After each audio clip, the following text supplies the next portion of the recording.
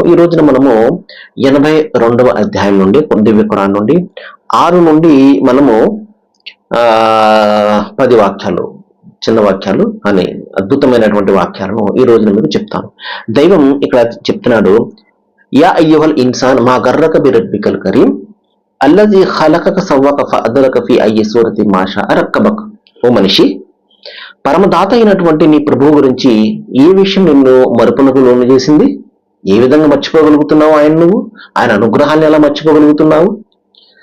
ఆయనే కదా నిన్ను పుట్టించింది, నిన్ను ఏ లోపం లేకుండా తల్లి గర్భంలో తీర్చిదిద్దింది, నిన్ను తగిన రీతిలో పొందికగా రూపొందించింది, ఆయన తలిచినటువంటి ఆకారంలో నిన్ను మలచింది. మాసెలారా, ఏ విషయాన్ని మనం ఇక్కడ కాదంటాం చెప్పండి?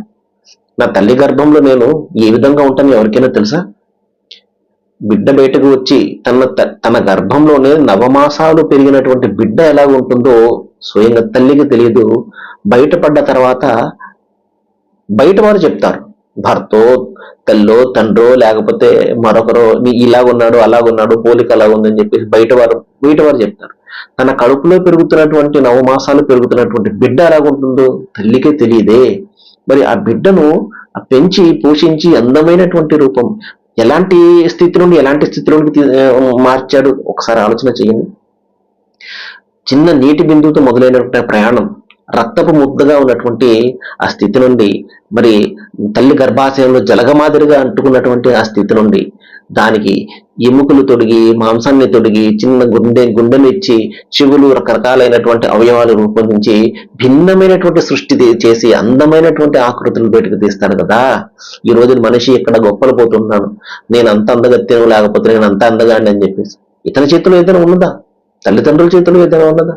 తల్లిదండ్రుల చేతుల్లో ఉన్నట్లయితే ఈ లోకంలో పుట్టే ప్రతి బిడ్డ కూడా అందమైనటువంటి ఆకారంలో పుడతాడు కదా. ఎవరి చేతుల్లో లేదు కదా, అది ఆయన చేతుల్లో ఉంది. తాను తలచినటువంటి ఆకారంలో ఆయన మలుస్తారు, అది ఆయన ఇష్టం. అది మహాశిలారా, పోనీ ఈ లోపం లేకుండా బయటకు 98-99% ఏ లోపం లేకుండా బయటకు వస్తారు. 1-2 కొన్ని అవయవ లోపాలతోటి, అది కూడా మనిషి చేసుకున్నటువంటి ఏదైతే తప్పులు ఉన్నాయో దాని కారణంగా జరుగుతుంటుంది. డాక్టర్లు ఏదైతే చెప్పి దానికి విరుద్ధంగా ఎప్పుడైతే ప్రవర్తన చేస్తూ ఉంటారో ఇటువంటి కారణంగా ఆ విధమైనటువంటి అవయవ లోపాలు, అదేవిధంగా పరీక్ష నిమిత్తం కూడా దైవం ఈ విధంగా పుట్టిస్తారు. ఏమండి, తల్లిదండ్రులకు పరీక్ష, పుట్టినటువంటి బిడ్డకు కూడా ఒక పరీక్ష నిమిత్తము కొన్ని ఎగ్జామ్షన్స్ ఉంటాయి. అని 99% అందమైన ఆకృతిలోనే బయటకు వస్తారు కదా. ఇవన్నీ దైవం చెప్తూ, ఇవన్నీ ఎవరు చేస్తున్నారు, ఎందుకు నువ్వు ఆయన ఉనికిని కాదంటున్నావు అని చెప్పేసి ప్రశ్నిస్తున్నారు. సర్వేజన Sukhinobhavantu. Thank you very much.